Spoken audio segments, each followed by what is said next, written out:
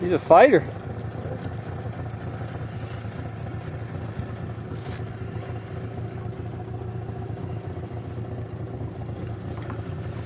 There we go. He's about done.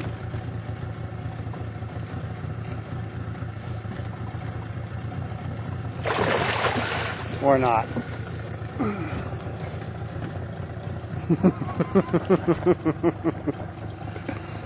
Richie's ready.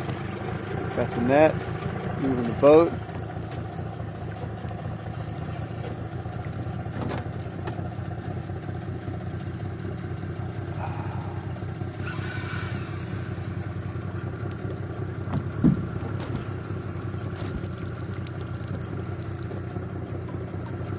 Coming the other way.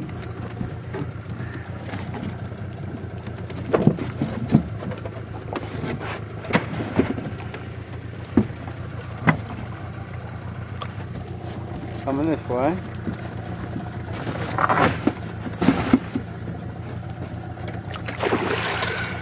Christ.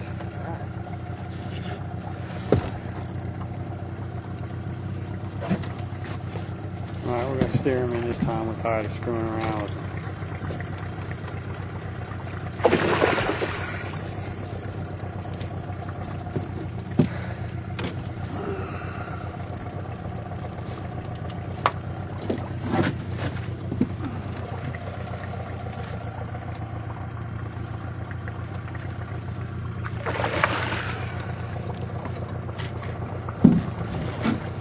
Which way are you going? This way? Nope.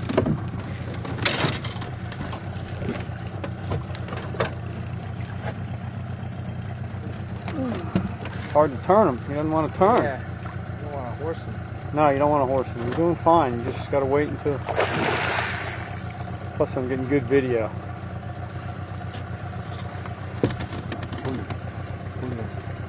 Yeah, there you go. There you go.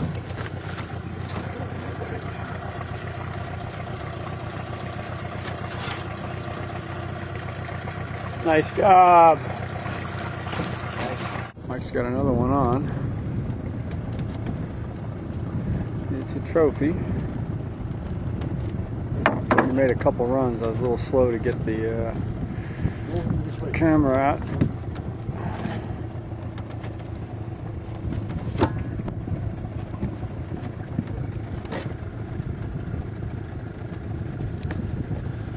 Oh.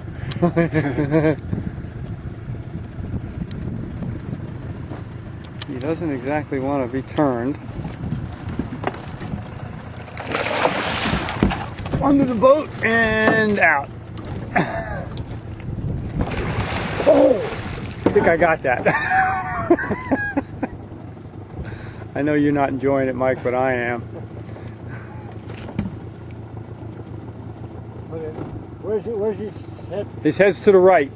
Okay. I got him close to the boat here.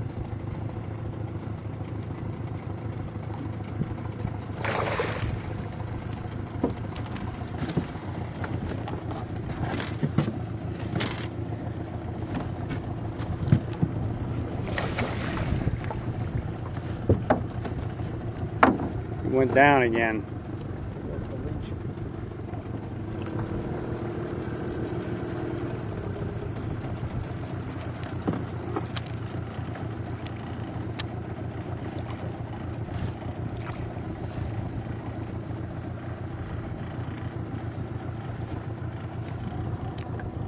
Oops.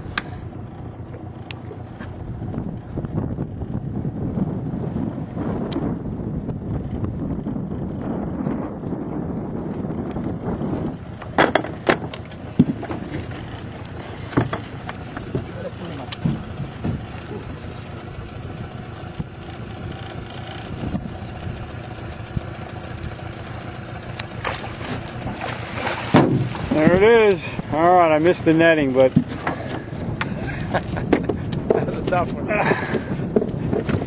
Oh my gosh.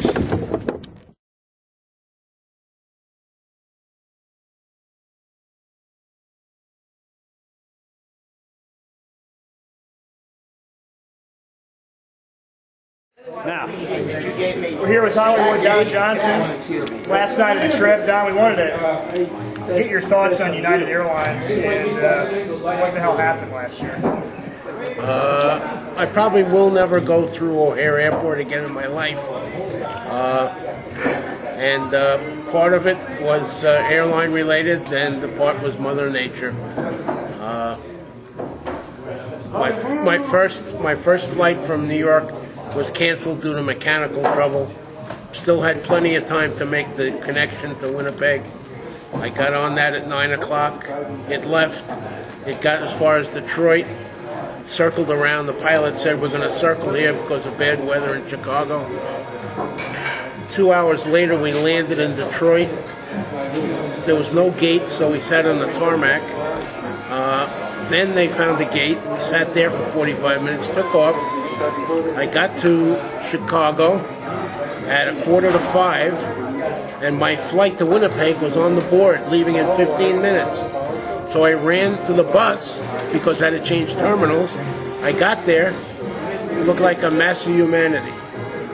I was standing there trying to get to the counter, but it wasn't making too much progress, when all of a sudden this woman from United Airlines pops out asking if anybody had a confirmed seat on the flight to Winnipeg. So I said I did, and she somehow bulled our way through. She said, stand here. They're just checking the plane out. We boarded 20 minutes later, went out, pilot comes on, says we can't take off because of thunderstorms to the northwest. So she said, well, just sit here. So we did for 2 hours. The weather cleared up. The man sitting next to me, his phone rings. He goes, oh shit. He turns to me, he says, this flight's been canceled. Nobody said anything on the plane yet. So finally, 15 minutes later, pilot comes on and she says, we have to go back to the terminal because the flight crew has exceeded the number of hours. And so you'll have to go to the customer service desk to be rebooked. All right. So I, along with many other people, are on the customer service line. I got to see the customer service agent. That was at 7:30. At 11:30, I saw the customer service agent, who promptly told me that basically there was one flight out on Saturday at 11 o'clock, but it had been canceled. It was 11 p.m. And there were no flights on Sunday with space. So at that point, with my mental state, I told him, send me back to New York. And so then I found my way back. I was on 4 flights standby, didn't get on those. Finally, I got on a flight at 10:45 in the morning. Got back to home about 2:30 in the afternoon. The cab driver says, where should I park? I said, right behind that landscaper's truck. And I get out of the car, and the landscaper that cuts my lawn comes running up to me. He says, oh, Mr. Johnson, he says, I'm terribly sorry. We were using a weed whacker when we broke the back window of your car. And so ended my trip. any follow-up questions, John? Don, that is the worst trip I've ever heard. I mean, I don't think it comes close. Well, we're glad to have you back this year, Don. I'm glad to be here. Did this year make up for last year's debacle? Oh, yes. Yes. Good deal.